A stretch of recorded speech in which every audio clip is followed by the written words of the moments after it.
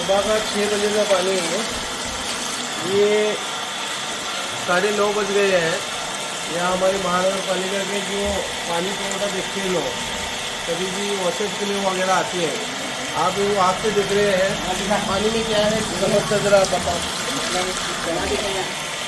गंदा पानी है, मैला मिश्रित पानी है, वॉश आउट लिया जाएगा। वॉशेज लेने के बाद भी ये प्रॉब्लम होती है तो नागरिकों के मरने के बाद ये काम होता है क्या बताओ। अभी बच्चों को उल्टी जुलाब हो रही है। ये पानी बात तो वैसे अभी आप देख रहे हैं कैसी बात है। तुम्हारा 6 बजे से आता है।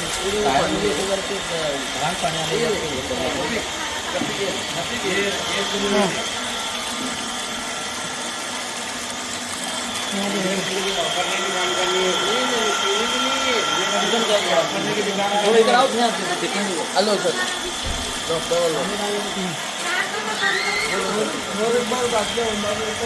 बोला ये पानी तो पी भी नहीं सकते, वापर भी नहीं सकते, वेस्ट है पूरा। क्या करने का इसका निष्पत्ति निर्णय करो।